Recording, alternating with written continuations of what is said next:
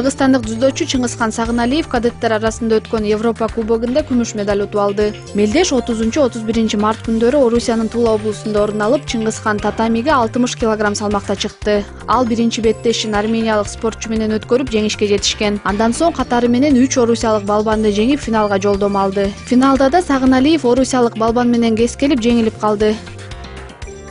Тулада өткөн Европа кубогуна 20 өлкөдөн 325 спортчу катышкан. Анда кыргызстандык дзюдочулар командалык эсепте 7-чи орунга ээ болушту.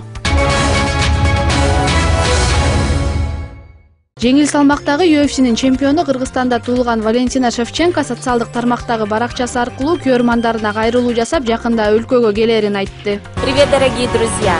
Я хочу поделиться с вами очень радостной для меня новостью. Я приезжаю в Бишкек. Увидимся скоро.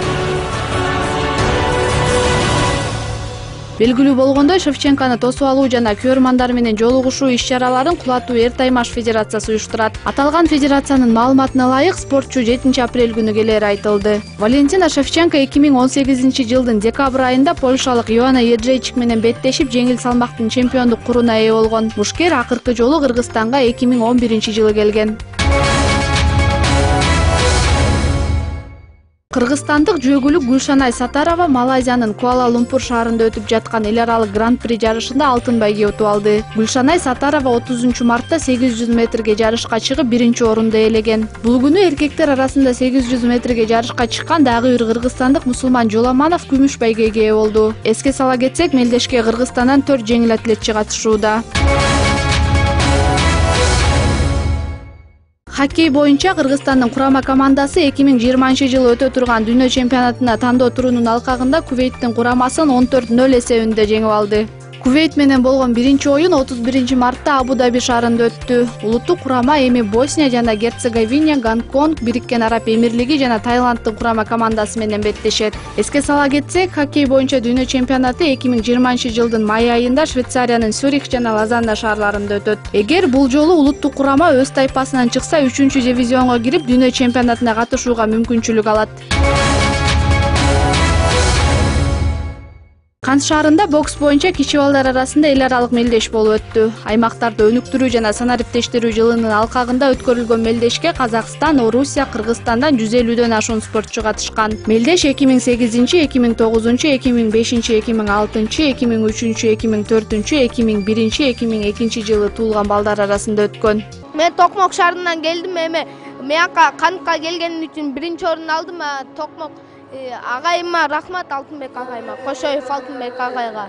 На сегодняшний день мы проводим, так говоря, пилотный турнир, международный турнир на призы главы Люксембургского аильного аймака. На сегодняшний турнир были приглашены спортсмены из Казахстана, спортсмены из Российской Федерации. И как спортсмены говорят, сегодняшний турнир нам удался. Всем зрителям, всем гостям, всем понравилось. Бишкекте бильярдтын кураштырма пирамида түрү боюнча сүйүүчүлөр арасында мелдеш болуп өттү.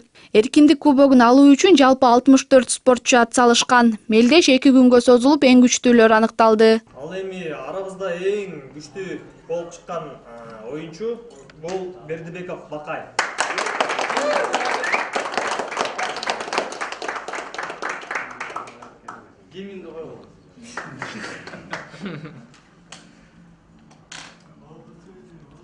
Шаарыбыз дагы бир эркиндик бильярд аттуу бильярд клубу менен толукталды.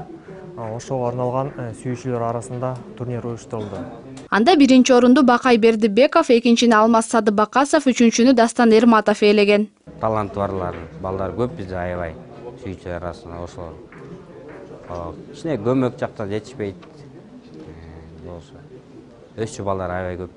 Биздин арабызда ойноп жүрүшөт, таланттуулар балдар. Кичине түрткү керек, тренер керек.